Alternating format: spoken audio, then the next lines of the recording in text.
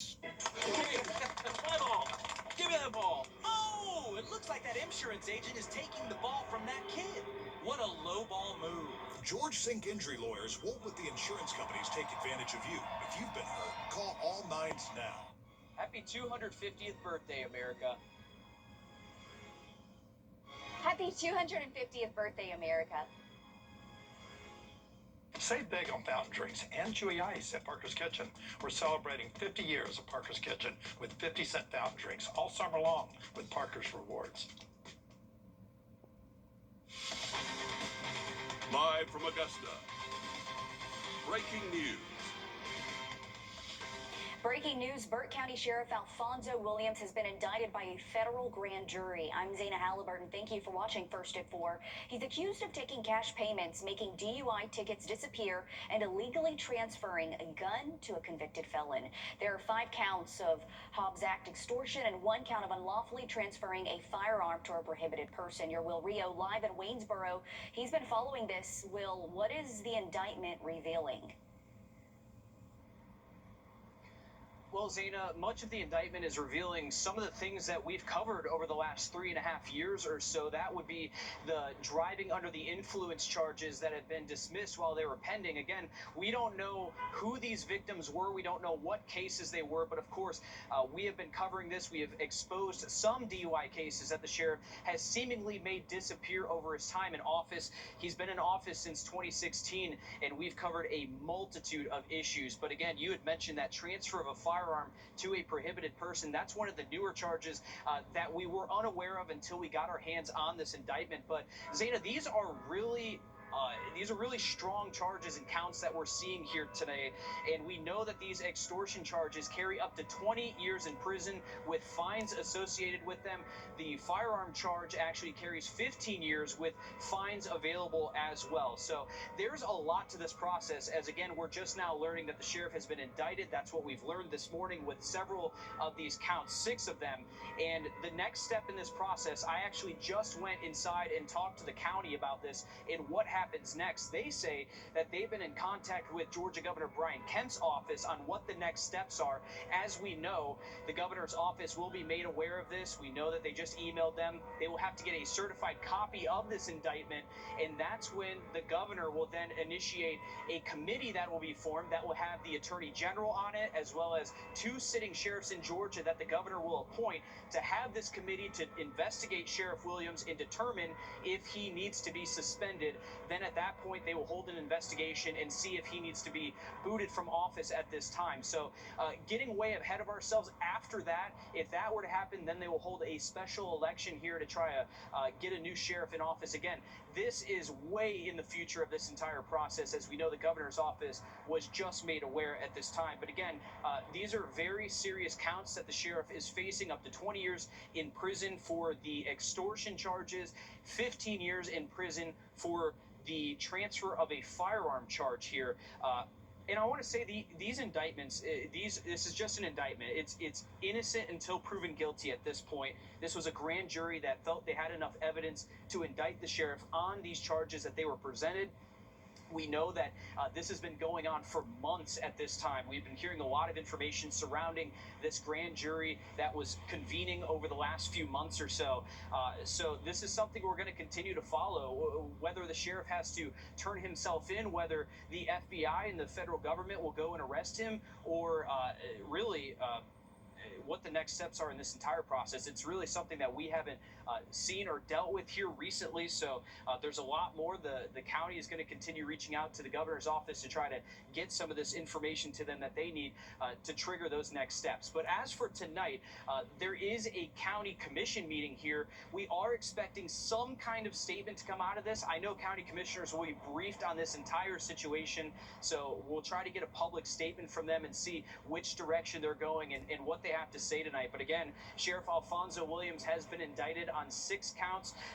5 of those are on extortion. 1 of those is a transfer of a firearm to a prohibited person charge as well. In 2, I want to mention this. They are labeled as victims on this indictment here, that the sheriff got money from them to dismiss pending DUI charges. So again, we don't know who these DUI victims are per se.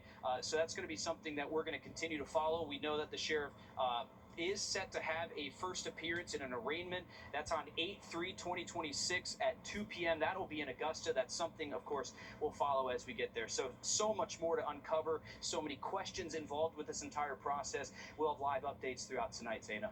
Will, thank you. Certainly a lot to unpack and still a lot to follow. We know you'll stay on top of it. We'll check in with Will later on tonight.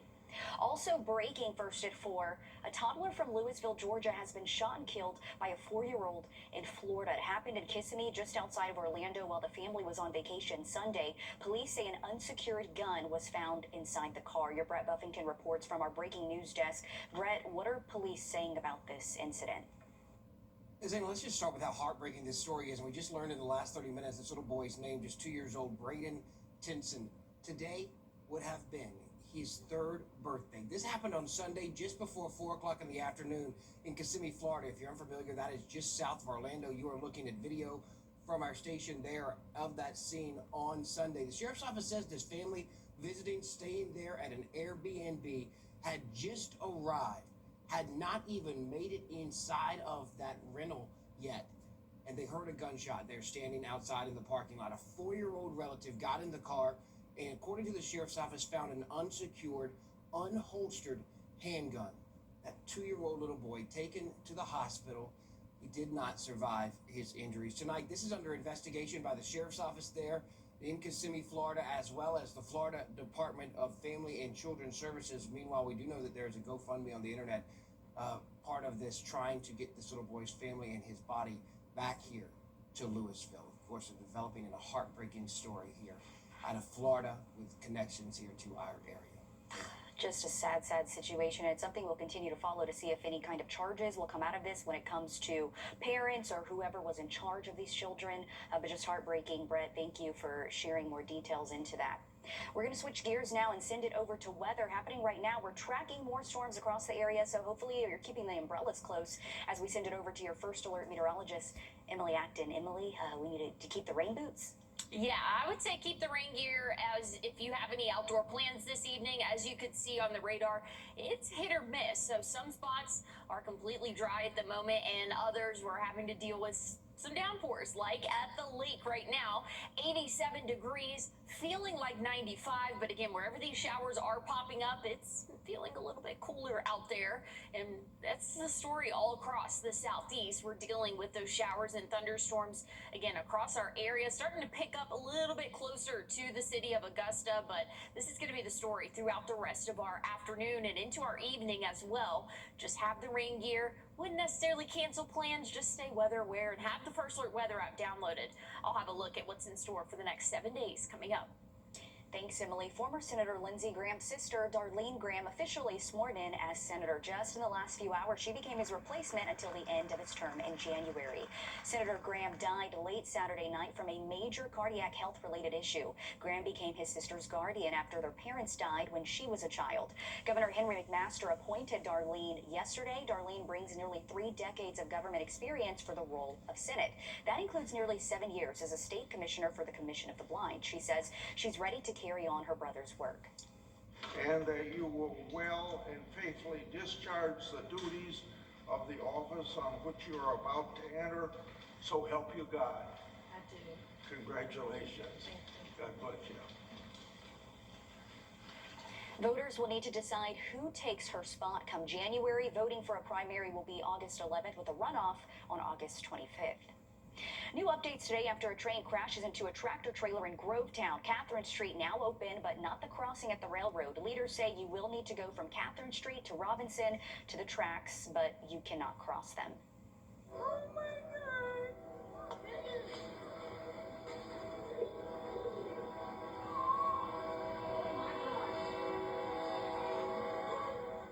And this is just crazy video to see how it all happened. Video from when it happened yesterday. As you can see, that train splits the tractor trailer in half after it got stuck on the tracks. The 18-wheeler was carrying corn, which scattered all over the area. The tractor trailer, commonly used to carry grain, seed, and fertilizer. Tow trucks removed the tractor trailer while crews worked to clean up the corn. A yellow sign is actually posted at that crossing saying, "No trucks." New this afternoon, Morgan Road is closed in Augusta due to a gas leak. Augusta firefighters say it happened on Morgan and Green Forest Road. They say people were evacuated and have since returned to their homes. There are no injuries. Today marks 2 weeks since 4-year-old Javea Harris was reported missing by her mother. Just days later, the Aiken County Sheriff's Office announcing they believe she was dead. A memorial continues to grow for her outside of her home with stuffed animals, balloons, and candles. Last Thursday, they announced her remains were found in a lake. Her parents both charged in her death and denied bond. It comes as Aiken County Representative Melissa Remus says she's working on a draft bill she's calling Javea's Law, a proposal aimed at tightening child protection laws after the death of Javea. Some of the possible changes include tougher penalties in child abuse deaths, new penalties for concealing a child's death, and changes to how DSS responds to cases. We have a complete breakdown of the law and how it could change child abuse cases on our website, wrdw.com. There are ways you can show your support for Javea. Friday, July 24th, there will be a balloon release and tribute in McCormick. This will be at the Bethany Missionary Baptist Church at 5:30. On Saturday, July 25th, there will be a remembrance ride at Citizens Park in Aiken at 5. Also, that same day, there will be a motorcycle poker run fundraiser from 8 until 5 on Edgefield Road. Health officials are pointing the finger at lettuce or salad greens as a potential source of the major outbreak of intestinal illness in the U.S. The CDC reports cases of cyclosporiasis in more than 30 states, with the large majority in Michigan. One major restaurant chain is pooling some ingredients. Gwen Bachgardner has the details. Taco Bell is removing some ingredients from select restaurants as a precaution, with the cyclosporiasis outbreak in Michigan growing to more than 3,300 cases and several hundred more in neighboring Ohio. In a statement to CBS News, the company says public health officials have not confirmed a link to Taco Bell or any specific ingredient, supplier, restaurant, or retailer. The intestinal illness is caused by eating fresh produce contaminated with feces. While rarely fatal, symptoms can last for weeks. They include diarrhea, cramping, bloating, nausea, and fatigue. In addition to antibiotics, fluid hydration is really the mainstay of treatment here. Fortunately, less than 5% of cases have resulted in hospitalization, and there haven't been deaths at this point. Thoroughly washing produce reduces the risk. This grocery shopper in Michigan says she'll take her chances. I eat a lot of fruits and vegetables, and it's not going to stop me, so pray for me out there. Last year, the Trump administration scaled back the CDC's food monitoring program, giving states the option to stop tracking certain pathogens, including cyclospora. Would a more kind of robust or funded CDC have limited this? When an outbreak occurs, then we sort of work backwards and think to ourselves, goodness, maybe we should have put a little bit more money into some of the preventative activities. One way or another, we pay for it, whether it's we pay for it with prevention or we pay for it with treatments after the fact. The U.S. typically has only a few hundred cases of cyclosporiasis each year. Gwen Baumgartner, CBS News, Los Angeles. Health departments in Ohio, New York, and North Carolina are all reporting several hundred cases each. It's unclear if they are all related. Coming up after the sudden death of Senator Lindsey Graham, we're taking a look at what an aortic dissection is and what signs you need to look out for. Emily.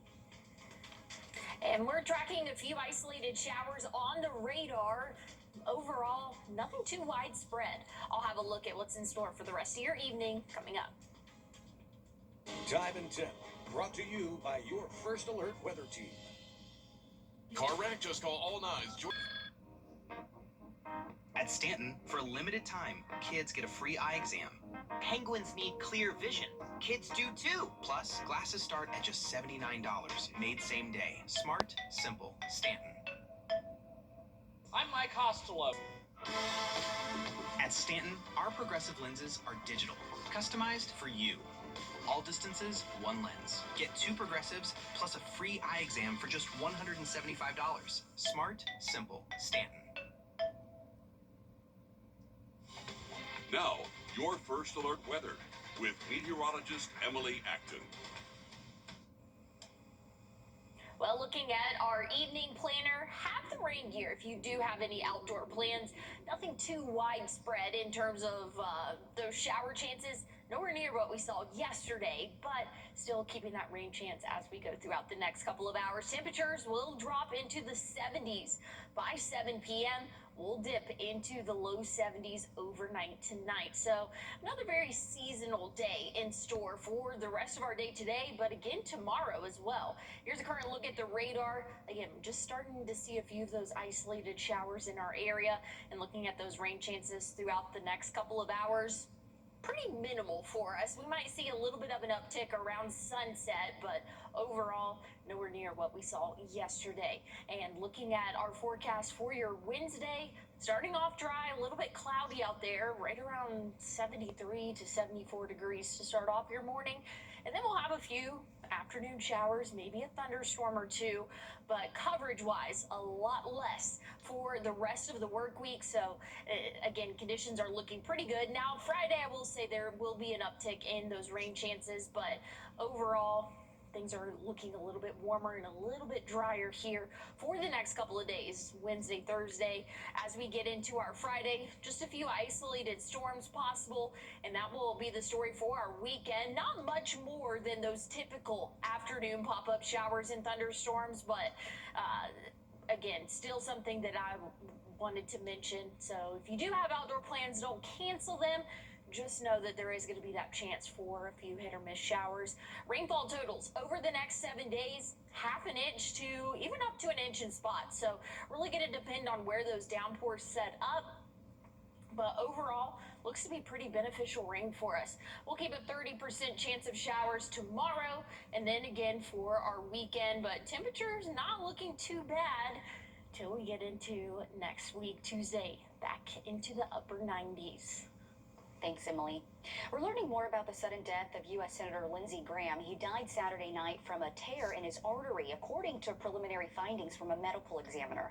This critical cardiac event happens quickly, but there are ways to lower your risk. In today's Health Minute, Mandy Gaither explains how aortic dissection happens and what to do if you have a family history of it.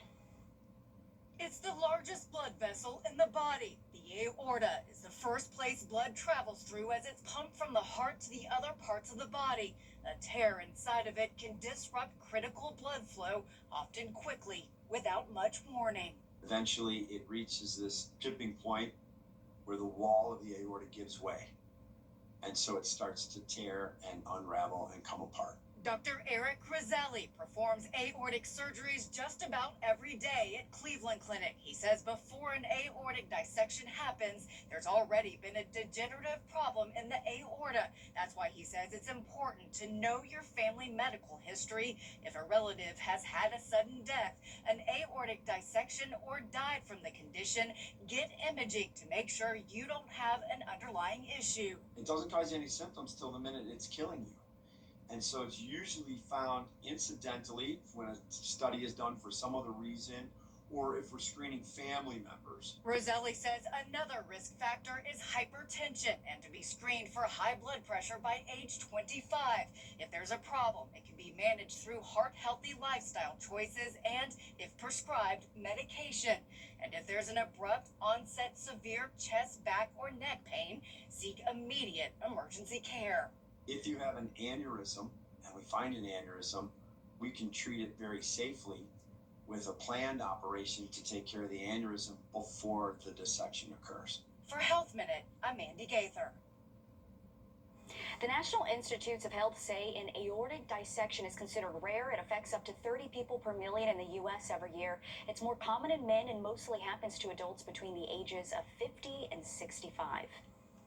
Coming up, one breast cancer survivor is turning her pain into artwork. How she's helping others feel less alone while facing their battles. First Alert Radar, powered by Jim Hudson Automotive Group. Turn your porch or patio into the tomorrow. News 1226 is teaming up with our local YMCAs to help our classrooms prepare. You're encouraged to donate new school supplies like 3-ring binders, paper, pencils, pens, and other basic learning tools. It'll run from tomorrow through July 31st. You can drop these supplies off at any YMCA location in Richmond, Columbia, Aiken, Burke, Barnwell, and Jefferson counties. You can also drop off these supplies right here at our station, which is next to Costco and Dave & Buster's off Riverwatch Parkway. We're back after this break. Does your home have wall cracks? Physicians Mutual. First Alert weather isn't just a forecast, it's your advantage. Get early warnings for severe storms. With accurate forecasts from a team that stays on air when the weather turns dangerous. Warning sound effect all the way from... Plan your day with confidence and get the latest update straight to your device. First to warn, first to track, first to protect. This is News 1226 First Alert Weather. Always ready, always streaming. Download our app or stream WRDW Plus for free on all your favorite platforms. Do you have sagging floors, interior wall cracks, or out-of-level door frames? Our products exceed the industry standard and are backed by the best transferable warranties. Why did the house fall down? I don't know. Because he didn't call my dad. Here's a current look at our radar. We are seeing a little bit of activity in terms of showers and even a couple thunderstorms across our southern counties, but starting to build up a little bit more for the central portion of the CSRA. So have the rain gear if you do have any outdoor plans and have that First Alert weather app downloaded. I'll have another check on your forecast coming up. First Alert weather, where accuracy matters, keeping you alert during severe weather and helping you plan your day. We put our money where our forecast is. Each weekday, our forecasted high is within 3 degrees of the actual high. A local charity gets money in the bank. By being 100% accurate for a full month, over $1,000 went to a single charity. No other Augusta station is on your side the way we are, keeping you ready for anything and putting our accuracy to work. The First Alert Weather 3-degree guarantee, sponsored by Tub Doctor. Rise and shine. If you live at St. John Towers, you don't want to miss a minute of the day ahead. Join good friends for fun and games. Maybe hop on the bus for an outing. Take a fitness class. Drop by the lively dining room for a meal. Walk your dog. Or simply enjoy quiet time in your cozy apartment.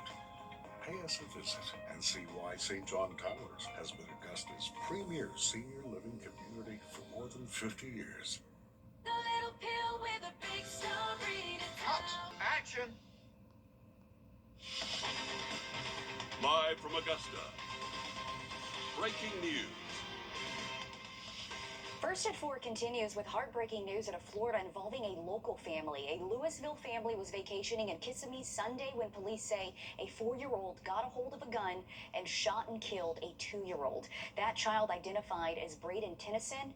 Mike Valente has the details.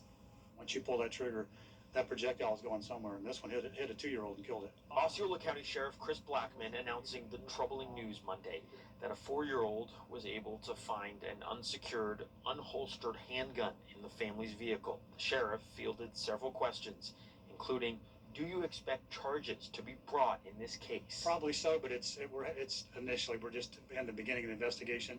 We actually have a meeting today with the state attorney to discuss the case as well, so there's further discussion there. Authorities say the family traveled from Georgia and got to their Airbnb late Sunday afternoon.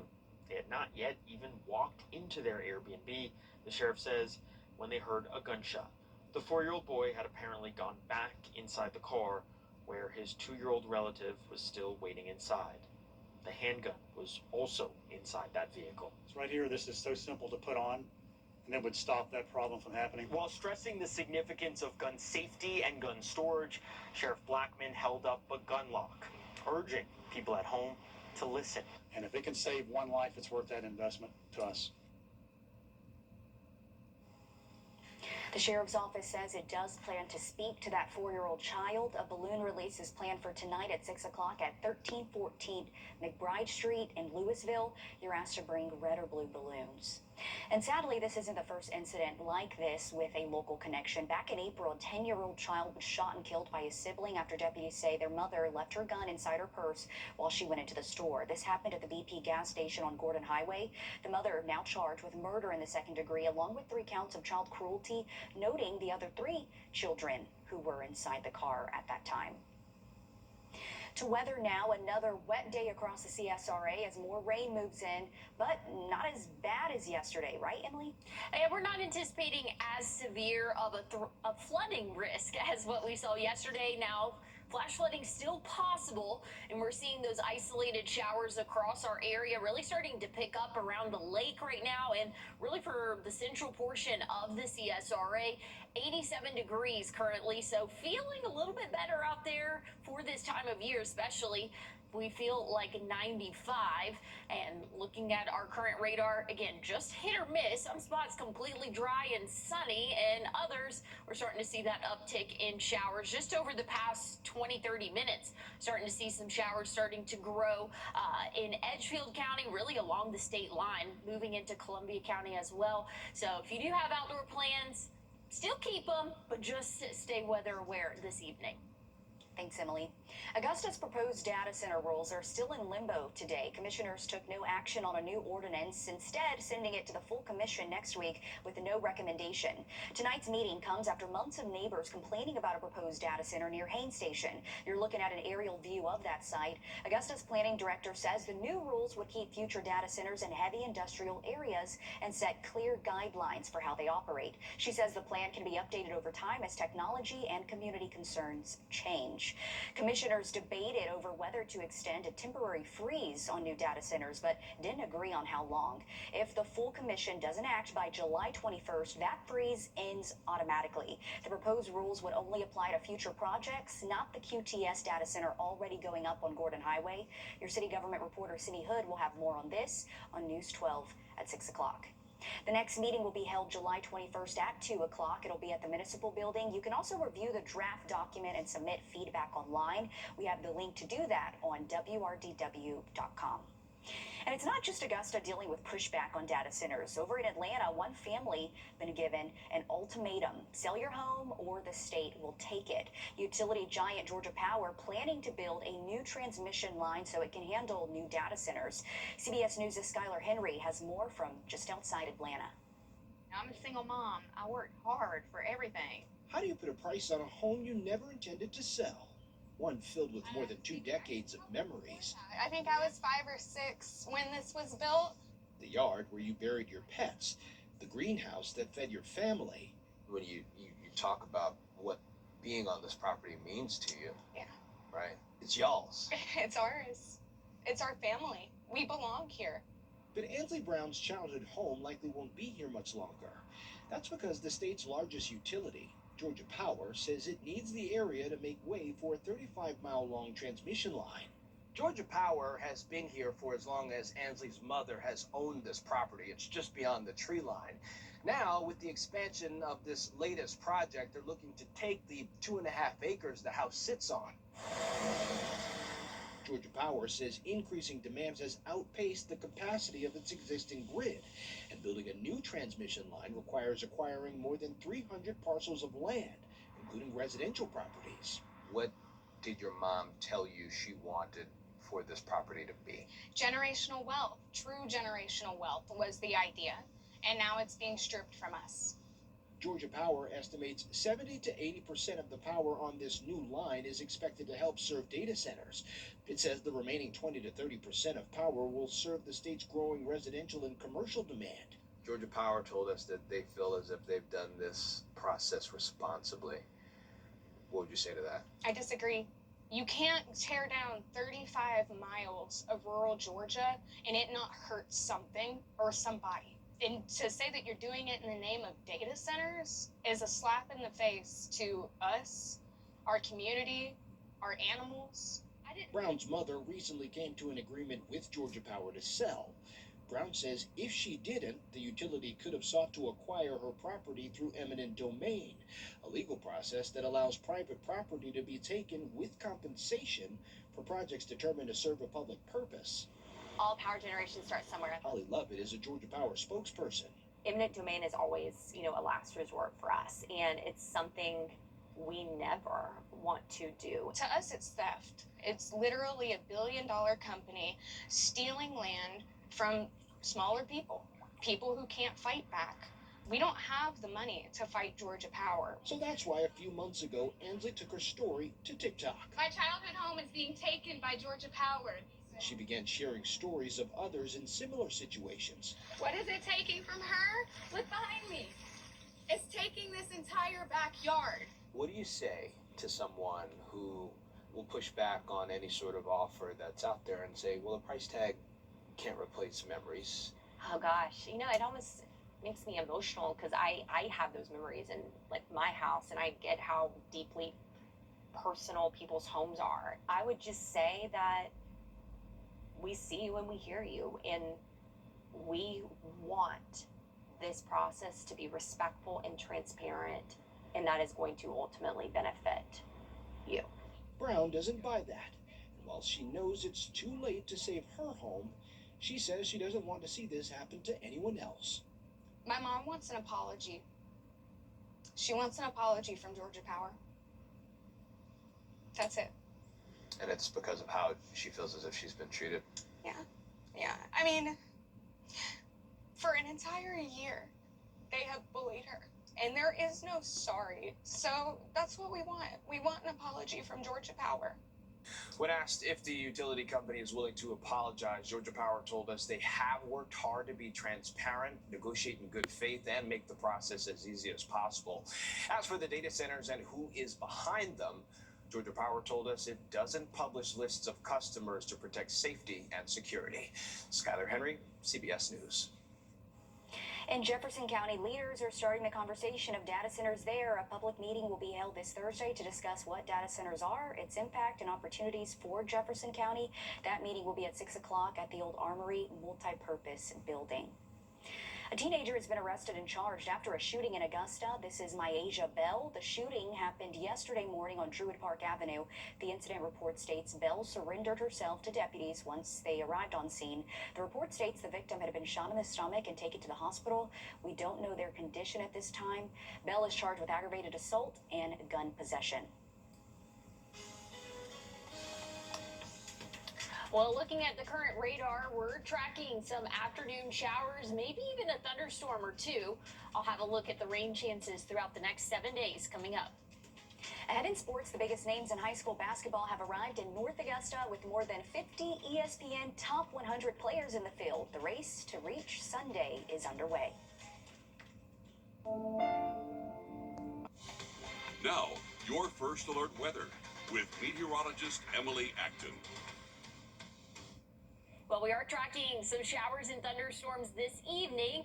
Nowhere near as widespread, and we don't have as great of a flooding risk, flash flood risk, as what we saw yesterday, but that potential is still there for an isolated spot. Again, to see a pretty heavy downpour for our evening. Going into the overnight, we'll keep the rain chances for at least a couple of hours, but by the early morning hours tomorrow, we are looking mostly dry, but the rain chances really starting to pick up coverage-wise as we go throughout the next several hours for us. So have the rain gear if you do have any outdoor plans. Something I do want to point out, though, tomorrow it's going to be off to a foggy start. Here's a look at visibility around 5 a.m., so a little bit of an earlier morning commute.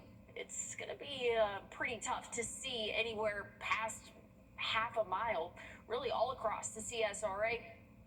That's going to stick around through at least 7 or even 8 a.m. Once we get to around 10, 11, things are really going to clear up for us. But just know you're going to need to give yourself a few extra minutes out there on the roadways tomorrow, as it will be a foggy start for us. Looking at the afternoon for your Wednesday, few isolated showers possible. We're going to keep temperatures still a little bit below average in the low 90s. Starting off our Thursday, dry. Once we get into the afternoon, we'll see the low to mid 90s for us and a few isolated showers. I will say Thursday looks to be the driest day out of the next several days for us, really potentially out of the next 7 days. But looking at our rain chances as we continue on throughout the rest of the work week, we'll see a little bit more of an uptick Friday. Saturday not looking as bad, but again, still a few of those isolated showers and thunderstorms for the afternoon. Sunday, a little bit better rain chances for our area, but this is all going to be very beneficial for us.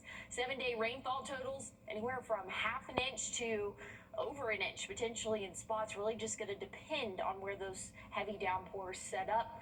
Temperatures will remain about average for this time of year, but once we get into the start of next week, that's when we'll start to see those temperatures rise again, right around 97 next Tuesday. Thanks, Emily. Over the next few days, top-level talent will put their skills to the test on the hardwood against the nation's best. Peach Jam has long been regarded as the best of the big three circuits, Nike, Adidas, and Under Armour. And it all unfolds right here in our backyard. To some, literally. Sports director Alyssa Lyons has the latest from Riverview Park. The 30th edition of the Peach Jam here in North Augusta has officially tipped off. A quieter Tuesday at that, though, as NCAA coaches are not permitted back until Thursday, though it didn't stop some of those standouts from climbing their class rankings. Jet Academy has become a staple team to follow. For the third straight year, locals have been rostered on Kenny Smith's Atlanta-based team. This year, Harlem's A.J. Williams and Cross Creek's Rashad Tisby suiting up. They were among the first to take their neighborhood court by storm. With eyes of coaches and scouts lingering, this week is about playing to one another's strengths. With AJ bringing his craftiness and point guard skills, and me being the scorer I am and the defender, it just brings a big advantage for us on the team. You know, AJ can go down the lane, throw me a lob where I can come off the pick and roll with AJ. He can throw it to me and then I throw it back to him and he hits the three. It's just a lot of different things and little things we can help our team on. The last time area talent won big at Peach Jam was back in 2021. That was the Skill Factory headlined by future NCAA talent from Thompson, Augusta Christian, and Laney. We'll have more on this pair coming up on you on News 12 at 6 o'clock. Thanks, Alyssa, for that. Again, we're following it. We're going to have more from Alyssa in just a bit, but it's exciting that this event happens right here in our area for a week long. Listen to this. The sister of Lindsey Graham was sworn in this afternoon to complete the term of the late senator from South Carolina, but it's only a temporary position. Now the jockeying has begun to replace the influential Republican on the ballot for the November election. Congressional correspondent Nicole Killian reports from Columbia. Senator Lindsey Graham's sudden death happened just months before his name was set to appear on the November ballot. Now a special primary election has been called to replace him. Republican candidates can file from July 21st through the 28th. The special primary is set for Tuesday, August 11th, with early voting the Wednesday, Thursday, and Friday before. A runoff, if needed, would fall on August 25th. It's a fight most parents know too well. Your tween or teen begging for their first cell phone. Tonight in Watching Your Wallet, we hear from an expert about the ground rules you should set before you say yes. Time with your family is sacred. I cherish the moments I spend with my wife and son every day. As a lawyer, I know how an injury can change all of that in an instant. It impacts your health, your work, your loved ones, your whole life. I'm Austin Jackson, the Augusta guy. After your accident, I'm here to help you recover and get what you deserve for your injuries so you can get back to the moments that really matter. After an accident, call Austin Jackson, the Augusta guy, 706-724-7224. Under-eye bags, gone. Fine lines. It's a new battle for most parents. The moment your teen or tween starts begging for a cell phone. In this Watching Your Wallet, consumer investigator Rachel DePompa talks to an expert about how to set ground rules. Before you buy anything, experts say don't walk into a store without a plan. That's where budgets disappear fast. Cherry Dale, the Vice President of Financial Education at Virginia Credit Union, says if your teen is asking for a cell phone, the key isn't just which phone you buy, it's making sure your child understands just how much this phone costs. She says talk about who pays for what. If your teen wants the newest model, consider having them cover part of the cost through summer work, chores, or a part-time job so they understand what it takes to earn money. I think we as parents just want to protect them, and this is like something we do. We pay those bills, but the more we can have those conversations with our children to make them realize the cost of merchandise, the better off they're going to be as they're growing and understanding how to manage their own finances. And set the ground rules up front, not just at home, but at school. Having conversations about when to use those products is really important. Some schools are banning cell phones. Some schools allow them in certain situations. So making sure that your child knows the boundaries around those individual devices is important. And don't forget, it's not just the phone, it's the monthly bill, accessories, and insurance. Make sure they understand the total cost of a phone. Creating a simple family phone agreement can spell out expectations and prevent fights later on. With this Watching Your Wallet, I'm Rachel DePompa. Road closed, that's what signage is in front of the Storm Branch Road Bridge in Aiken County. Even after it was set to reopen this month, the bridge has been closed for almost 3 years because it needs to be replaced. Your Kaylee Nash explains where the project stands right now after News 12 spoke with State Representative Melissa Remus. There is a lot more movement here since the last time we reported on this project, as you can see and hear behind me. But the biggest question now, with the new timeline in place, will this time be different? The latest deadline, July of 2026, is now here, and neighbors are still waiting for a new reopening date. State Representative Melissa Remus says SCDOT is now targeting the end of summer with hopes the bridge can reopen before school starts back.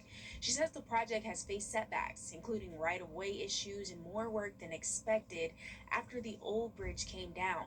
When it comes to the timeline, Remus says she can only pass along what SCDOT tells her. At the beginning, there was a lot of delays. I don't know if you realize we only have 3 bridge contractors, and there was over 60 bridges that were out in the state. And that is a DOT issue. That is not, that is on the state level. I'm at the mercy of DOT like the rest of us, and I can get on them and say, please hurry up, and I know Senator Young and I have done that. Coming up on News 12 at 6 o'clock, we hear more from Representative Remus about the state's role in this project and why this bridge has taken longer to repair than others. Thanks, Kaylee. Detours will remain in place to help manage traffic, including school traffic at the start of the upcoming school year. We're back after this break. The U.S. is having a big birthday. Happy 250th. Enjoy the weather this season with your furry friends, but be careful. Keep your animals cool by exercising in the morning or evening, and always provide them plenty of shade and water. This summer's safety tip is sponsored by Blanchard Woods Animal Hospital. At Georgia Power, we make sure the power's there when you need it, keeping the lights on at home, the clippers running, the crops growing. And now we get to deliver some good news. We're lowering our rates, giving Georgians more breathing room.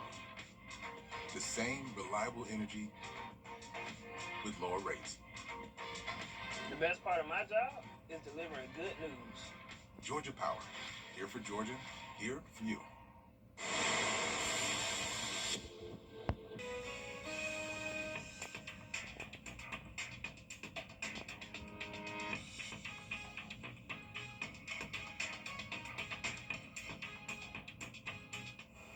We'll keep a few isolated rain chances as we go throughout the rest of the work week. So expect a few hit or miss showers for our afternoon. A very summer-like pattern, though, for us.